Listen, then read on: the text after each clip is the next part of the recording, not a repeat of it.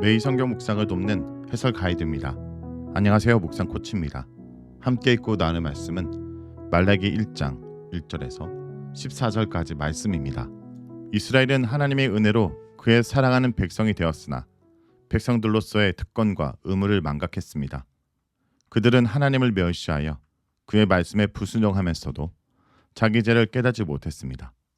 하나님은 선지자 말라기를 통해 이들을 책망하며 회개를 종용하십니다. 1절에서 5절을 읽겠습니다. 여호와께서 말라기를 통하여 이스라엘에게 말씀하신 경고라. 여호와께서 이르시되 내가 너를 사랑하였노라 하나 너희는 이르기를 주께서 어떻게 우리를 사랑하셨나이까 하는도다. 나 여호와가 말하노라. 에서는 야곱의 형이 아니냐. 그러나 내가 야곱을 사랑하였고 에서는 미워하였으며 그의 산들을 항폐하게 하였고 그의 산업을 광야의 이리들에게 넘겼느니라. 에돔은 말하기를 우리가 무너뜨림을 당하였으나 항폐된 곳을 다시 쌓으리라 하거니와 나 만군의 여호와는 이르노라. 그들은 쌓을지라도 나는 헐리라. 사람들이 그들을 일컬어 악한 지역이라 할 것이요 여호와의 영원한 진노를 받은 백성이라 할 것이며 너희는 눈으로 보고 이르기를 여호와께서는 이스라엘 지역 밖에서도 크시다 하리라. 말라기는 이스라엘 향해 여호와의 말씀의 경고로 시작합니다. 경고로 번역된 단어는 특정 대상을 향한 하나님 말씀 또는 선지자가 본 계시 등을 가리킵니다. 이 단어의 원래 뜻은 짐, 부담이라는 것입니다. 여호와의 짐, 선자의 짐이라고 번역이 듣기에 매끄럽지 못하므로 보통 경고, 계시, 신탁으로 번역됩니다. 이 단어 뒤에 대부분 하나님의 심판이 선포되므로 심판을 내리실 하나님이나 전달하는 중개자의 부담과 고통이 단어에 함축되어 있습니다. 말라기는 하나님과 이스라엘 간의 질의응답을 통한 논쟁 형식으로 계시가 전개되며 이 형식은 1장 2절에서 4장 3절까지 6차례 등장합니다. 각 논쟁은 하나님의 진술, 이스라엘의 반문, 하나님의 설명과 책망의 세 단계로 나눌 수 있습니다. 이제 이스라엘에 대한 하나님의 부담을 담은 첫 내용은 이스라엘을 책망하기 이전에 그들이 하나님의 사랑을 입은 택한 언약 백성임을 보여줍니다. 하나님은 내가 너희를 사랑하였노라 라고 하십니다. 이 진술은 언약 백성 이스라엘을 줄곧 사랑하고 충실하게 대하셨음을 뜻합니다. 이스라엘은 이 말에 못마땅하여 어떻게 하나님이 우리를 사랑하셨나이까 라고 반문합니다. 이 물음은 대체 무슨 일을 우리에게 주었다고 우리를 사랑했다고 하는 겁니까? 라는 뜻입니다. 하나님에 대한 불신과 불만과 의심의 표현입니다. 이 시기는 포로 기한 및 성전 재건 이후로 추정되므로 이스라엘은 하나님이 언약을 깨고 그들을 바벨론에 포로로 보냈다고 여겼으며 그들이 포로에서 돌아와 성전을 재건하고도 오래 지났건만 기대만큼 정치 경제적 부흥이 일어나지 않았다고 불평하고 있습니다. 하나님이 자기들 바람대로 해주어야 사랑이라 착각했습니다. 모든 것을 하나님의 탓으로 돌릴 뿐 하나님을 멸시하여 말씀에 불순종하고 있는 자기 실체를 파악하지 못했습니다. 이런 반문에 하나님은 에서는 야곱의 형이 아니냐. 그러나 내가 야곱을 사랑했고 에서는 미워했다라고 말씀하십니다. 에서와 야곱의 대조를 통해 이스라엘 향한 사랑을 증명하신 것입니다. 에서와 야곱은 이삭과 리브가가 낳은 쌍둥이인데 하나님은 태중에 있을 때부터 야곱을 선택하셨습니다. 아브라함과 이삭의 언약이 야곱에게 이어졌고 야곱의 아들 12명은 크게 번성하여 이스라엘 각 지파가 되었습니다. 이들은 시내산에서 하나님과의 언약을 맺었으며 아브라함에게 약속했던 가나안 땅을 기업으로 얻었습니다. 다윗을 통하여 영원한 왕국을 약속받았고 불순종으로 인해 포로로 잡혀갔으나 다시 돌아와 나라와 기업을 회복하고 하나님의 도움으로 성전을 재건했습니다. 오랜 역사 가운데 하나님의 선택과 은혜와 구원이 이스라엘과 함께 있었습니다. 비록 지금은 페르시아 지배 아래 있지만 여전히 하나님의 언약 백성으로서 사랑을 잇고 있습니다. 반면에 에서는 아브라함의 자손으로서 자손의 번성과 기업의 축복을 하나님께 받았지만 에돔은 하나님의 무조건적인 선택과 언약을 받지 못했습니다. 더구나 그들이 바벨론으로 도와 유다를 침공한 것에 대한 보복으로 하나님부터 멸망을 선고받았습니다. 오늘 하나님은 이스라엘 향하여 이미 에돔의 터전을 항폐하게 했고 설령 그들이 폐허가 된 땅을 재건하려 할지라도 하나님이 헐어버릴 것이라고 선언하십니다. 에돔이 산 곳은 악의 지역이 되며 그들은 크게 패망하여 하나님이 영원히 저주하는 백성이라 불릴 것입니다. 반대로 멸망하여 바벨론 포로로 잡혀가서 끝장난 것 같았던 야곱은 여전히 하나님의 사랑하는 백성입니다. 에서와 야곱의 관계가 이스라엘 역사 속에서 실제로 일어났고 이스라엘도 목격한 바이기에 이제 이스라엘은 하나님의 사랑을 인정해야 합니다. 이스라엘 하나님이 이스라엘 밖에서도 위대하심을 찬양해야 마땅합니다. 6절에서 14절 읽겠습니다. 내 이름을 멸시하는 제사장들아, 나 만군의 여호와가 너에게 이르기를 아들은 그 아버지를 종은 그 주인을 존경하나니 내가 아버지일진데 나를 공경함이 어디 있느냐, 내가 주인일진데 나를 두려움이 어디 있냐 하나, 너희는 이르기를 우리가 어떻게 주의 이름을 멸시하나이까 하는도다.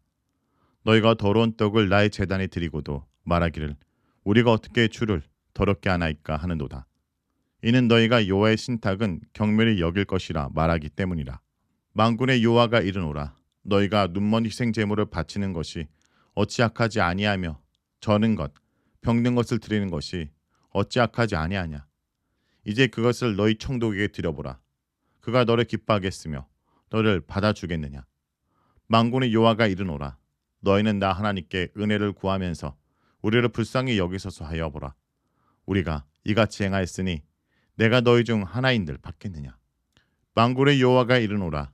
너희가 내 제단에 헛되이 불사르지 못하게 하기 위하여 너희 중에 성전문을 닫을 자가 있으면 좋겠도다.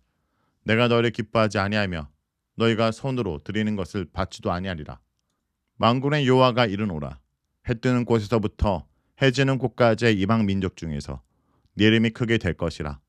각처에서 내 이름을 위하여 분향하며 깨끗한 제물을 드리니 이는 내 이름이 이방 민족 중에서 크게 될 것임이라. 그러나 너희는 말하기를 여호와의 신탁은 더러워졌고 그 외에 있는 가의 곳 먹을 것은 경멸히 여길 것이라 하여 내가 이름을 더럽히는도다. 만군의 여호와가 이르노라. 너희가 또 말하기를 이 일이 얼마나 번거로운고 하며 코도 숨치고 훔친 물건과 저는 것 병든 것을 가져왔느니라. 너희가 같이 봉헌물을 가져오니 내가 그것을 너희 손에 받겠느냐. 이는 여호와의 말이니라.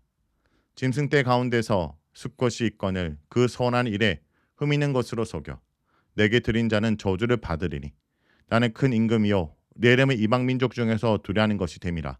만군의 여호와의 말이니라. 6절에서 14절은 제사장들의 죄에 대해서 말합니다. 말라기를 통한 하나님의 첫 번째 계시가 이스라엘 전체를 향한 그분의 사랑을 확증했다면 두 번째 계시인 1장 6절에서 2장 9절은 본격적인 책망의 시작입니다. 여기서는 제사장을 이스라엘 대표로 지목하여 그들이 하나님을 공경하지 않고 제사를 업신여겼다고 꾸짖습니다. 하나님은 아버지와 아들, 주인과 종의 비유를 들어 아들과 종이 각각 아버지와 종을 공경함이 마땅하다 하신 후 제사장들이 자신의 아버지와 주인이신 하나님을 왜 공경하지 않느냐고 책망하십니다. 이 비유 또한 하나님과 이스라엘 사이의 언약을 암시하며 특히 그들이 하나님의 거룩한 제사장 나라의 일원이 되어야 함을 함축합니다. 제사장과 레위는 언약 백성 중에서도 거룩하게 구별되어 제사를 드린 일을 담당하는 자들입니다. 이런 자들조차 하나님을 공경하고 경외하지 않는다면 남은 백성들은 얼마나 더하겠습니까? 그들이 하나님에게 들어야 할 호칭은 내 이름을 영화롭게 하는 자들이지만 현실은 내 이름을 멸시하는 자들이었으니 굴욕적이었습니다. 그런데 제사장들은 어떻게 우리가 당신의 이름을 멸시하겠나이까 하며 어리둥절해합니다. 이것은 적방하장의 모습입니다. 이 반응은 1장 2절에 이스라엘 반응과 다름이 없이 그들이 얼마나 영적으로 둔감하고 악한지 그리고 무지한지를 보여줍니다. 따라서 하나님은 그들이 더럽고 부정한 떡이나 병들고 눈먼 희생 제물처럼 적합하지 않는 제물을 백성에게서 받아 하나님께 드린 행위가 하나님과 그의 이름을 멸시한 일이었다고 밝히십니다. 흠없는 제물을 바쳐야 마땅한데 이 규례는 신경 쓰지 않은 것입니다. 도리어 우리가 어떻게 주를 더럽게 했나이까 라고 반박하며 하나님의 식탁을 거룩하게 여길 필요가 없다고 합니다. 하나님은 이들에게 그런 곡물과 짐승을 총독에게 드려보라고 비꼬십니다. 한 날의 총독도 그런 물건을 받으면 언짢아하고 받지 않을 터인데 온 세상의 왕 하나님께 그런 제물을 드리며 은혜와 용서를 구한다면 어떻겠습니까? 하나님은 제단 부를 거 예배를 없애고 성전 문을 닫는 게 낫다고 하십니다. 진정한 제사는 예배자가 하나님께 속죄하고 순종과 헌신을 드리는 것이며 하나님으로부터 용서받고 화목을 누리는 향기로운 제사입니다. 제사나 예배의 진정한 의미가 누락되고 가식적인 행사로 남는다면 하나님은 기뻐하지 않으시고 받지도 않으십니다. 하나님의 이름은 제사장과 백성에게 소홀히 취급되고 있지만 그 이름은 해 뜨는 데서 해 지는 데까지 열방 중에 크게 될 것입니다. 그때 이방인들은 하나님의 이름을 위해 예배하며 그가 명령하고 기뻐하시는 정결한 제물을 드릴 것입니다. 이스라엘은 페르시아 통치 아래 있고 농작물의 피해도 있어 형편이 좋지 않다는 핑계로 하나님께 드릴 것을 아까워합니다. 그들이 가진 모든 소유가 하나님에게서 나왔으며 온 세상의 모든 것이 하나님의 것임을 깨닫지 못한 것입니다. 또 하나님의 제단과 제물을 멸시하고 제사를 번거롭게 여기며 훔친 것이나 병든 것을 바치고 있습니다. 제물에 합당한 수컷 짐승이 있어도 흠 있는 것을 가져와 하나님을 속이고 서원하며 복을 구합니다.